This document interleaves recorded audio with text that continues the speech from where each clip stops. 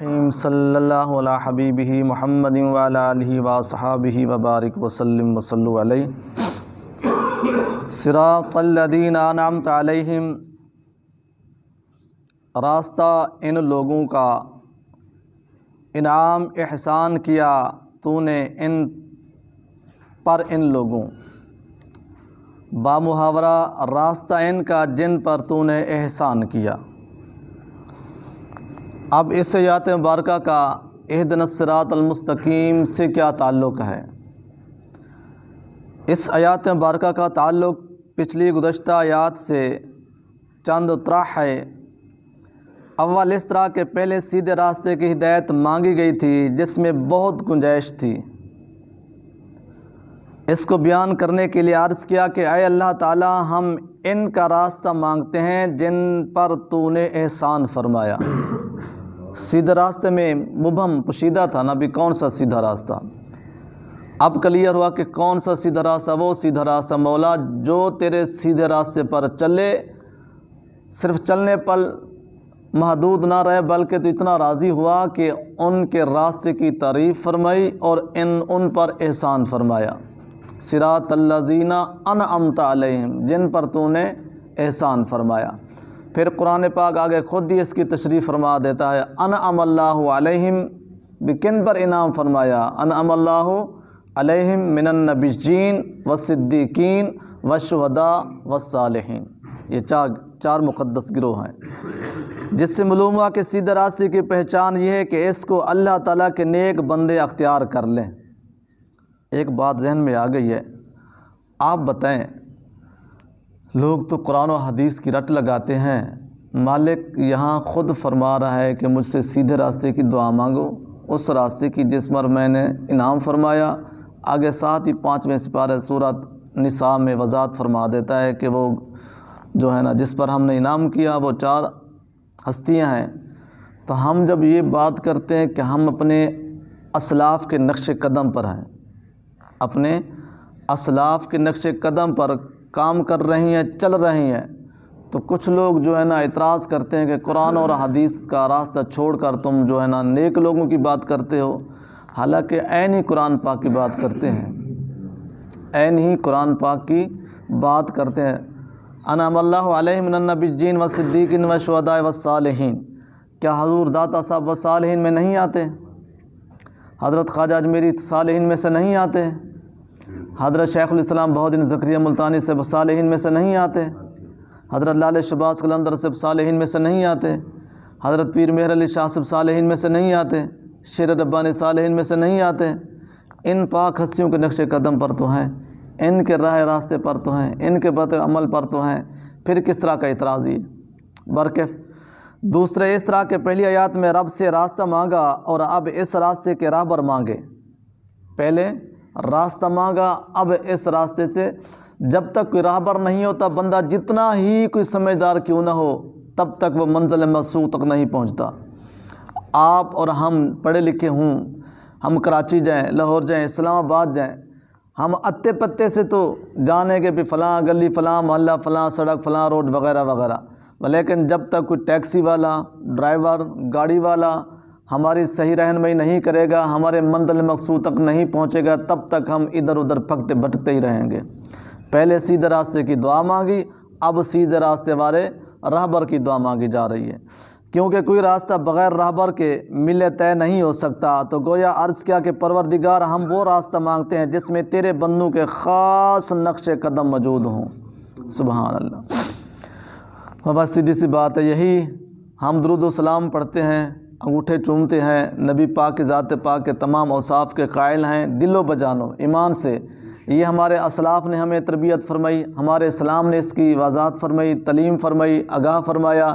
اس لیے کوئی بندہ کسی طرح بھی کمپرومائز کرے، ہم لوگ اہل سنت بالخصوص اس لیے کمپرومائز کرنے کے لیے تیار نہیں ہے۔ لوگ درود و سلام کے بے شک اذان کے بعد کے پہلے سے پروف مانگتے رہیں، بآواز بلند مانگتے رہیں، یہ کام کوئی آج کل کا نہیں ہوتا آ رہا۔ ان کاموں کو لاکھوں نہیں کروڑوں کی تعداد میں بزرگان دین نے کیا اور کر کے دکھایا اور اس کو ایسا سمجھا۔ قرآن پاک بھی یہی فرماتا ہے کہ جو میرا سیدھا راستہ ہے جس پر میں نے انعام کیا وہ میرے محبوب اور پاک ہستیوں کا راستہ ہے۔ لہٰذا یہ ہستیاں وہ ہیں جن پر مالک نے انعام کیا، انہی کے تو تعلیم و تربیت اہل سنت چل رہی ہے، اور ان کی رہبری سے ہم منزل مسعود تک پہنچ جائیں گے۔ تیسرا، اس طرح کے صراط مستقیم وہ راستہ ہے جو افراد و تفرید کے درمیان ہو۔ اس کو واضح کرنے کے لیے 3 جماعتوں کا ذکر کیا، نہ بالکل اور جس طرح کہتے ہیں نا عیسائیوں کی طرح بن جاؤ کہ جنہوں نے حضرت عیسیٰ علیہ السلام کی محبت میں آ کر آپ کو خدا کا بیٹا ہی بنا دیا، ٹھیک ہے نا جناب، تو نہ ہی حضرت مولا کائنات کی معاذ اللہ ہستی پاک کی طرح آ جاؤ کہ جن کو رافضیوں نے بغض اور عناد کی وجہ سے آپ کے مقام کو گھٹا دیا۔ تو ہم جو ہے نا درمیانی راستے پر ہیں، درمیانی راستے پر ہیں، الحمدللہ نہ افراد کرتے ہیں نہ تفرید کرتے ہیں۔ درمیانی راستہ تیرے خاص بندوں کا راستہ ہے، افراد والا راستہ المغضوب علیہم کا راستہ، اور تفرید کا راستہ ضالین کا راستہ، یعنی یہودی اور عیسائیوں کا۔ ایک نے تو بڑا چڑھا کر خدا کا بیٹا بنا دیا، دوسروں نے ان کی بغض اور عناد میں آ کر ان کو خدا کا معاذ اللہ دشمن قرار دے دیا۔ تو گویا اس میں اس راستے کی حد بندی کی گئی ہے، نہ بالکل اوپر نہ بالکل لو، اس کے درمیان میں۔ اب ہم آتے ہیں تفسیر کی طرف۔ علماء کرام فرماتے ہیں کہ راستے 2 ہیں، ایک راستہ مخلوق سے خالق کی طرف، مخلوق سے خالق کی طرف، اور دوسرا خالق سے مخلوق کی طرف، خالق سے مخلوق کی طرف، ایک مخلوق سے خالق کی طرف۔ جو راستہ مخلوق سے خالق کی طرف ہے خطرناک ہے، مخلوق سے خالق کی طرف عقل بھی مان رہی ہے، بھلا مخلوق ہے اتنی کہ امپورٹنٹ، مخلوق ہے اتنی کہ مضبوط وار، جو خالق کی طرف آسانی سے پہنچ جائے گی۔ راستہ تو وہی عقل مان رہا ہے جو خالق کا ہوگا، جس پر مخلوق چلے گی وہی کامیاب ہوگی نا، جو خالق کا راستہ ہوگا۔ اس میں بہت سے قافلے لٹ چکے ہیں، اور اس پر جگہ جگہ ڈکیتی ہوتی ہے۔ کون سے راستے پر؟ جو مخلوق سے خدا تک راستہ ہے، اس پر قافلے لٹ چکے ہیں، بار بار جگہ جگہ ڈکیتی ہوتی ہے۔ ڈاکوں کا سردار ابلیس ہے، اعلان کر چکا ہے کہ لَأَقْعُدَنَّ لَهُمْ صِرَاطَكَ الْمُسْتَقِيمَ، تو ضرورت تھی کہ اس قافلے کے ساتھ جائے جس قافلے میں محافظین اور سرکاری افسر موجود ہوں۔ مخلوق سے خالق کی طرف راستے میں جانے کے لیے ابلیس تھا، کہیں نفس امارہ تھا، کہیں نفس لوامہ تھا، کہیں نفسانی خواہشات تھی۔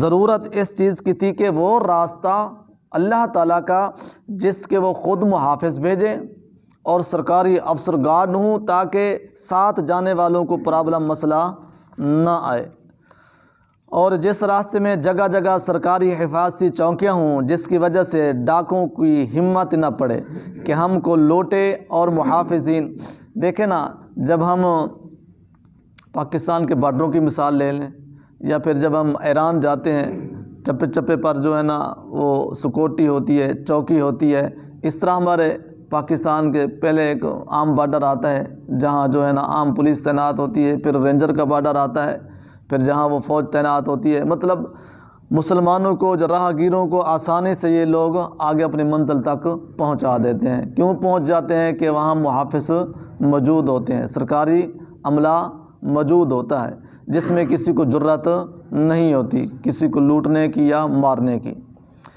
اچھا، محافظین وہی حضرات ہیں جن کا اس میں ذکر کیا گیا، بھلا انعمتا، انعام سے مشتق ہے، جس کے معنی نعمت دنیا، نعمت لغت میں نرمی کو کہتے ہیں، نعمت ویسے لغت میں نرمی کو کہتے ہیں، اس لیے عرب والے نرم کپڑے کو ثوب ناعم اور نرم کھال کو جلد ناعم بولتے ہیں۔ اصطلاح میں سرور اور لذت کو نعمت کہتے ہیں، یہ اس کا لغوی معنی تھا۔ ایک کیا معنی ہے؟ نرمی، دوسرا جس کو لذت اور سرور حاصل ہو نعمت کہتے ہیں۔ نعمت 3 طرح کی ہوتی ہے، ایک وہ جو بلا اسباب اور رب تعالیٰ کی طرف سے عطا ہو، بغیر اسباب کے اللہ تعالیٰ کی طرف سے، جیسے زندگی اور بچپن کا رزق، یہ اللہ تعالیٰ کی طرف سے بغیر اسباب کے۔ ہم نے کوئی زندگی کے لیے کوئی اسباب کیا تھا، کوئی محنت کی ہے؟ اللہ تعالیٰ نے ہی عطا کر دی ہے۔ رزق کے لیے بھی یہی ہے، لوگ تو محنت، مقصد مخلوق محنت ہی کرتی ہے نا، باقی دیتا تو وہی ہے نا جناب۔ اچھا، اور ہدایت وغیرہ، اور دوسری وہ نعمت جو ہم تک بغیر کسی بندے کے ذریعے پہنچے، جیسے دنیاوی مال، بندہ ماں کے پیٹ سے تو مال لے کر نہیں آتا نا، صحیح پیسہ مال ہے، اس طرح کی تعلیم وغیرہ، یہ کیا ہے کسی ذریعے سے پہنچتی ہے، بنوں کے ذریعے سے پہنچتی ہے، اچھا وغیرہ۔ تیسری وہ جو ہمارے اعمال کے ذریعے ہم کو ملے، جیسے اعمال سے رزق بڑھ جاتا ہے اور جنت وغیرہ، بندہ نیک کام کرے گا اس کی عمر میں اضافہ ہوتا ہے، رزق میں اضافہ ہوتا ہے، عزت میں اضافہ ہوتا ہے، اللہ تعالیٰ اس کو جنت عطا فرماتے ہیں۔ تفسیر کبیر شریف، مطلب معلوم ہوا کہ نعمت تین طرح کی ہوتی ہے۔ ان تینوں کی واضح مثال یہ کہ ایک شخص نے ایمان اور عمل کے ذریعے جنت حاصل کی، جیسے کہ متی بندہ، دوسرے نے بغیر عمل کسی کے طفیل جنت لے لی، جیسے کہ مسلمانوں کے نابالغ فوت شدہ بچے بغیر عمل کے، جو بچے چھوٹے ہوتے ہیں نا، بالغ کی اپنا بلوغت سے پہلے جو فوت ہو جاتے ہیں وہ جنت میں جائیں گے۔ مسلمانوں کے بچے، انہوں نے کوئی اعمال کیے ہیں؟ نہیں کیے۔ انہوں نے کوئی کام اچھے کیے ہیں؟ نہیں کیے۔ ایک بچہ جو 3 دن کا ہے تو اس کی ڈیتھ ہو جاتی ہے، اس نے کیا عمل کیا؟ ایک بچہ 5 سال کا اس کی ڈیتھ ہو جاتی ہے، اس نے کیا عمل کیا؟ 9 سال کا بچہ اس کی ڈیتھ ہو جاتی ہے، کیا عمل کیا؟ لیکن پکی ٹھکی بات ہے یہ بچے جنتی ہیں، اور بلکہ والدین انہی کے صدقے سے ان کے والدین کو جنت ملے گی۔ ٹھیک ہے جناب، مطلب ایک شخص نے عمل اور اپنا ایمان اور عمل کے ذریعے سے جنت حاصل کی، جیسے متی بندے، دوسرے نے بغیر عمل کسی کے طفیل جنت حاصل کی ہے، جیسے کہ مسلمانوں کے نابالغ فوت شدہ بچے۔ اچھا، تیسرے نے بغیر کسی سبب کے جنت حاصل کی ہے، بغیر کسی سبب کے۔ وہ بھلا کون ہے؟ حور اور غلمان ہے۔ بچوں سے ایک بات اور یاد آ گئی ہے، ممکن ہے آپ کے دل میں ایک خیال پیدا ہوتا ہوگا، یاد رکھیں جتنی ہی کائنات میں تخلیق انسانیت ہو رہی ہے، پیدائش ہو رہی ہے، سب بچے جو ہیں نا وہ فطرت اسلام پر پیدا ہوتے ہیں، یہ حدیث مبارکہ ہے۔ خواہ وہ یہودیوں کے بچے ہیں، خواہ وہ عیسائیوں کے بچے ہیں، وہ بدھ مت، اپنا ہندو، سکھ، مسلمانوں کے جتنے ہی کائنات میں بچے پیدا ہوتے ہیں، سب کے سب وہ اسلام پر پیدا ہوتے ہیں۔ آگے پھر جو ان کے والدین ہوتے ہیں، یہودی ہوتے ہیں تو ان کو یہودی بنا دیتے ہیں، اور عیسائی ہوتے ہیں تو اس کو عیسائی بنا دیتے ہیں، مطلب جو ان کے گھر والوں کا عقیدہ ہوتا ہے بچے کو وہی بنا دیتے ہیں۔ مفسرین کرام، وَإِذَا أَخَذَ رَبُّكَ مِن بَنِي آدَمَ مِن ظُهُورِهِمْ ذُرِّيَّتَهُمْ وَأَشْهَدَهُمْ عَلَىٰ أَنفُسِهِمْ أَلَسْتُ بِرَبِّكُمْ قَالُوا بَلَىٰ۔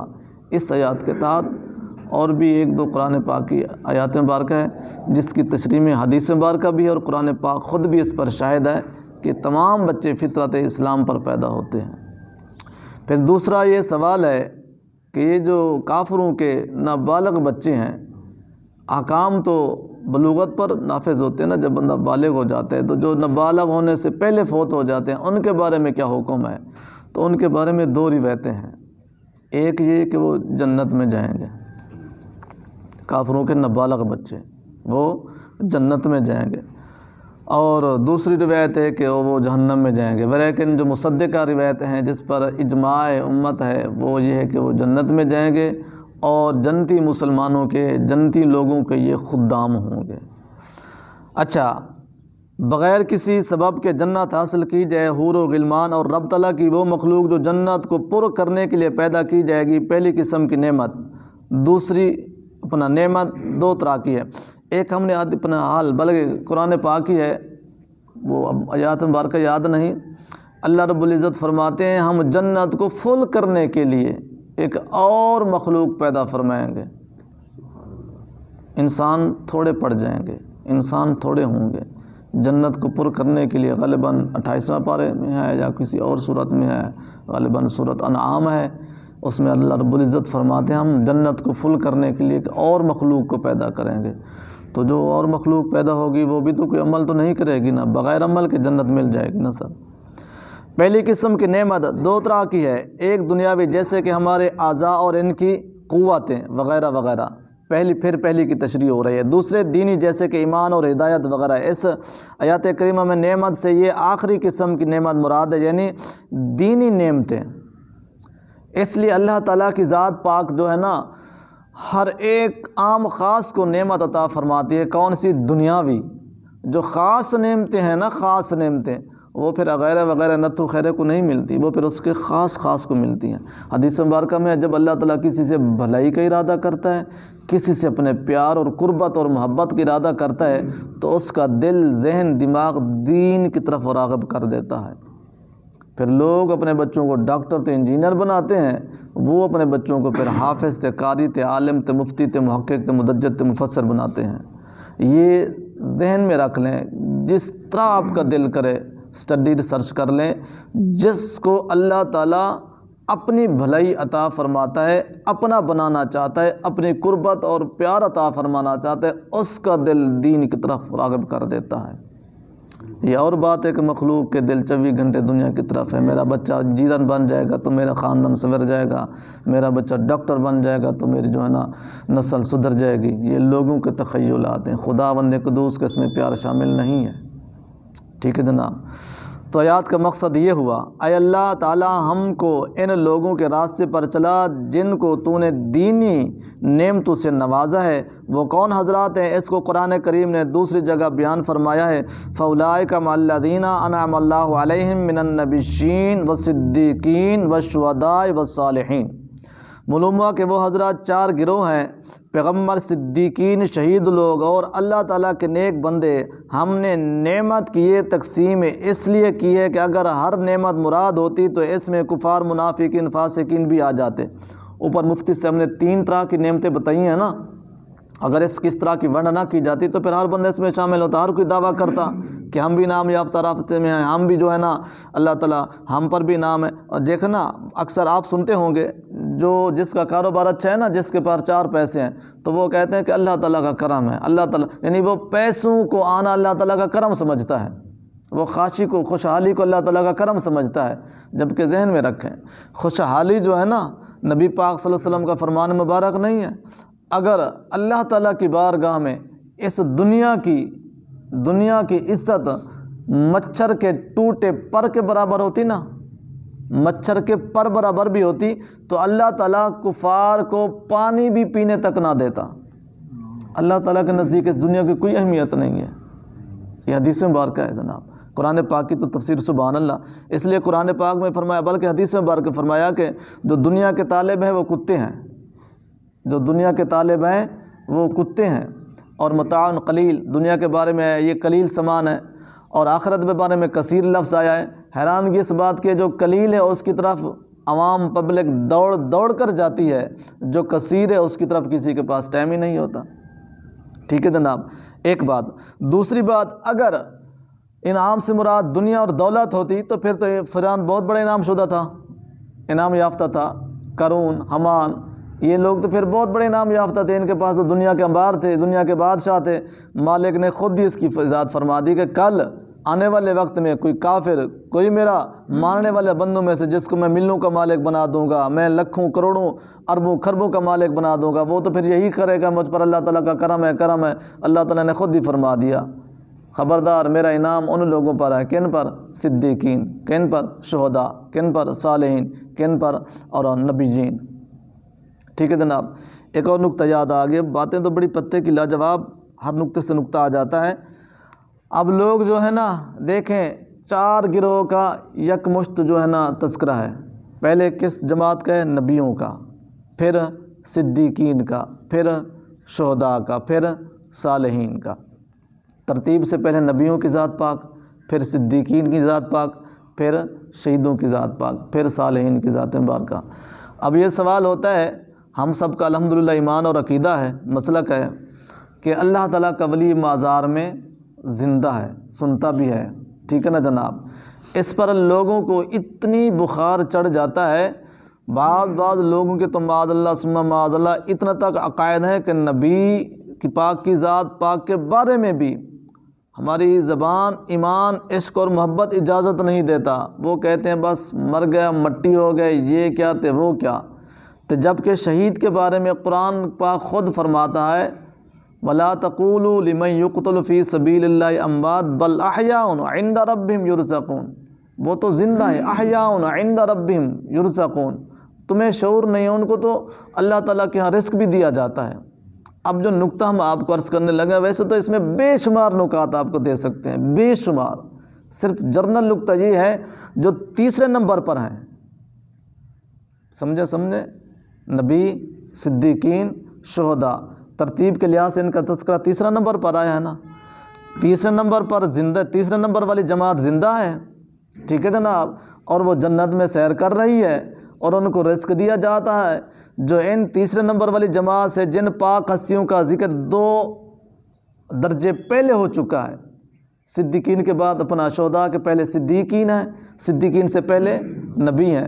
تیسرے درجے والے تو شہید زندہ ہوں، جن کا پہلا درجہ ہے اور دوسرا درجہ ہے، ان کے بارے میں لوگوں کے نظریات ہوں کہ وہ مر کر مٹی ہو گئے، وہ یہ ہو گئے تھے، وہ ہو گئے تھے. اس پر ذرا مزید غور کریں. تیسرے درجے پر زندے ہیں، اول اور دوم والے ان کے بارے میں جو ہے نا ان کو تردد ہے. قرآن پاک سبحان اللہ، یہ ہر کسی کا کام نہیں ہے سمجھنا، ہر کسی کا کام نہیں ہے سمجھنا. رات نہ پرلی رات ہم گئے تھے یہاں جوئیاں والے موڑ میں، ایک اللہ تعالیٰ کا آدمی بلکہ سید لجپال، کوشش کریں گے ہم اس کو ایک دفعہ یہاں مسجد پاک میں بھی بلائیں گے، خواب و کسی موضوع پر اپنا کسی پروگرام میں. ایسی اس اللہ تعالیٰ کے ولی سید تھا، لجپال تھے، امن آباد موڑ کے سید سونامئی المعروف، سونامئی ان کا نام تھا. ایسی نکات کی صرف لفظ وزیرہ پر قرآن پاک کی ایسی دلیلیں پیش کی کہ آپ اور ہم سب بیٹھے ہوتے تو ہش کرتے کہ قرآن پاک میں کتنے لا تعداد راز محفوظ ہیں جو ہر ایک کا کام نہیں ان کو پٹ کرنا، جو ان کو تک پہنچنا. صرف وہ بولے تھے وزیرہ پر، مددگار پر، کہ موسیٰ علیہ السلام کے مددگار کون تھے اور نبی کا نیب کون ہوتا ہے. اسی پر کیونکہ شان صدیق اکبر بھی انہوں نے ظاہر کرنی تھی، بیان کرنی تھی، اس پر وہ بولے. انتہا کر دی. جتنی میں آپ کو اپنی زبان سے تعریف کروں اتنی تھوڑی ہے. کیوں تھوڑی ہے؟ کہ وہ عینی قرآن پاک پڑھتے تھے، قرآن پاک ہی پڑھتے تھے. صدیق کی شان انہوں نے قرآن پاک سے ایسے واضح کی کہ انسان کا عقل دنگ ہو گیا. نبی کے نیب کا انہوں نے ایسا شان بیان کیا کہ آج تک ہم اس کی تشریح سن ہی نہیں سکے تھے. اور جھٹلا اس لیے نہیں رہے تھے کہ قرآن پاک کی آیات در آیات پیش کرتے، قرآن پاک کی آیات در آیات پیش کرتے. معاذ اللہ جھٹلایا اس لیے نہیں جاتا تھا کہ قرآن پاک سے پروف سے بڑھ کر کوئی پروف بڑا ہے نہیں. تو ایسے نکات جو سبحان اللہ انشاءاللہ موقع آیا تو ہم آپ کو کبھی عرض کریں گے، یا پھر اس اللہ تعالیٰ کے ولی سے کبھی ہم آپ کو یہاں پروگرام رکھوا کر انشاءاللہ بات سنوائیں گے. تو عرض کر رہے ہیں کہ ہر کا کام نہیں ہے قرآن پاک کے رموز و اوقاف اور ان کے نکات کو پہچاننا. لہٰذا اس انعام خاص میں نہ ہی کفار، منافقین، فاسقین بھی نہیں ہے کہ ان کو بھی خدا نے عمر، مال، اولاد، حکومت وغیرہ کی نعمتیں عطا فرمائی ہے. رب تعالیٰ کی نعمت سے کوئی خالی نہیں ہے، لیکن چونکہ دنیاوی نعمتیں دینی نعمتوں کے مقابلے میں حقیر ہیں، اس لیے آخری بات یہ ہے، اس لیے ہم لوگ جو علماء کا طبقہ، جو اولیاء کا طبقہ، دنیا دار آپ بھی دیکھتے ہیں، ان کو جس روم میں وہ اپنے سیاسی چمچوں کڑچوں کو بتاتے ہیں، جس روم میں وہ شراب پیتے ہیں، معاذ اللہ کیا کیا کرتے ہیں، وہاں عالم دین آ جائے تو ان کو وہ وہاں نہیں بٹھاتے، اور روم میں بٹھاتے ہیں، ٹمپریری روم میں بٹھاتے ہیں، نیچے بٹھاتے ہیں، اپنی گاڑیوں میں وہ سوار نہیں کراتے، اپنے ساتھ بٹھا کر کھانا نہیں کھلاتے. No tension. یہ ان کے شیطانی سوچیں ہیں. جو درجہ اللہ تعالیٰ اور اس کے محبوب اور آخرت والوں علماء دین اور اولیاء کا ہے، اس کو کوئی دنیا دار نہیں گھٹا سکتا. یہ اور بات ہے کہ اسلاف پیچھے پڑے آپ ہسٹری ہیں، بادشاہ ہوتے، وزراء ہوتے، عمراء ہوتے، وہ علماء کا اتنا قدر کرتے آپ اور ہماری سوچ بھی نہیں ہے. بلکہ جب بھی کوئی وقت کا امام آتا تو وہ اپنی مسند کو چھوڑ کر اسی مسند پر وقت کے امام کو بٹھاتے، آپ نیچے بیٹھتے تھے. عباسی خاندان کی تاریخ پڑھیں، امیہ خاندان کی تاریخ پڑھیں، اور بہت ساری تاریخیں پڑھیں. وہ بادشاہ ان کو پتہ تھا کہ ہماری یہ ٹمپریری بادشاہ چند لمحے کی ہے، چند دنوں کی ہے. یہ وہ بادشاہ ہیں جن کو اللہ اس کے رسول پاک صلی اللہ علیہ وسلم کی ذات نے بنایا ہے. ٹھیک ہے جناب. تو مطلب ہم اپنے دوستوں کو اس تربیت میں عرض کرتے ہیں، خدا را دنیا داروں سے تعلق بنانے کی بجائے دینداروں سے تعلق بنو، جس کا تعلق کا فائدہ بھی ہوگا. کل قیامت کا جب دن آئے گا، علماء ہی کہیں گے نا، حفظائی کہیں گے نا، ولی کہیں گے مولا یہ تو میں پڑھتا تھا جب مدرسے میں، اس نے تو مجھے بک لے کر دی ہے، میں جنت میں ہوں تو وہ جہنم میں ہے. مولا جب میں مدرسے پڑھتا تھا تو یسر مجھے ایک سوٹ لے کر دیا تھا جس کو میں پہن کر مدرسے میں تعلیم حاصل کرتا رہا، میں جنت میں ہوں، وہ بندہ میرے ساتھ تعاون کرنے والا جہنم میں ہے۔ یہ پوری حدیث پاک کا میں خلاصہ آپ کو عرض کر رہا ہوں اور قرآن پاک کی تفسیر کا۔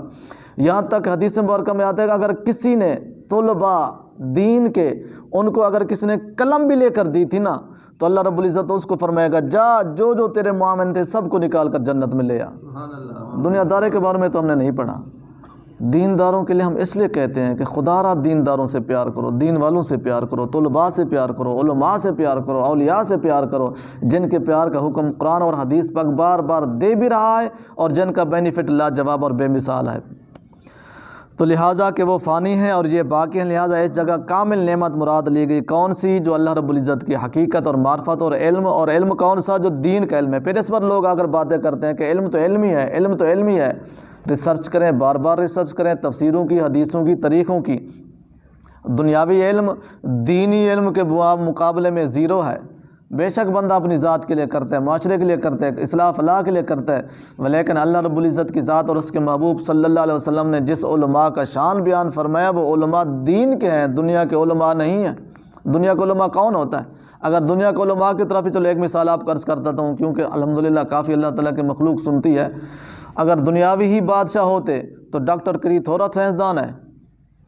ڈاکٹر قدیر صاحب تھوڑے بڑے بات اپنا سائنسدان ہیں جنہوں نے محسن ثانی محسن کا جن کو خطاب دیا گیا ہے۔ تو لہٰذا اگر دین کا اپنا دنیا کا یہ علم وہ لوگ علماء ہوتے یا ان کی یہ شان ہوتی تو پھر مسلح پر کھڑا کر دیں اس کو۔ ڈاکٹر قدیر صاحب کو کتنے بڑے ڈاکٹر ہیں، کبھی اس کو مسلح پر کوئی کھڑا کرنے کے لیے تیار ہوگا؟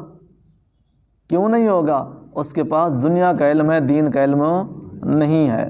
ایسے ہمارے چیف جسٹس ہیں یا چیف آف آرمی سٹاف ہیں، کتنے بہت بڑے، جو ایک جسٹس ہوتا ہے کتنا بڑا ایک دنیاوی لا رکھتا ہے، دنیا کا قانون جانتا ہے، اس کو کوئی کھڑا اب مسلح پر کھڑا کرے گا؟ جو فوج کا سربراہ ہوتا ہے کتنا علم رکھتا ہے، اس کو کوئی مسلح پر کھڑا کرے گا؟ انہوں نے دنیا کے علم پڑھے ہیں، دین کا علم نہیں پڑھا۔ یہ جو مقام اور شان ہے یہ دیندار والے لوگوں کے مقابلے میں آیا ہے، نہ کہ دنیا والے لوگوں کے مقابلے میں۔ اللہ تعالی ہم سب کو قرآن پاک کی صحیح روح سمجھنے کی توفیق عطا فرمائے۔ بسم اللہ الرحمن الرحیم، الصلاۃ والسلام علیک یا سیدی یا رسول اللہ۔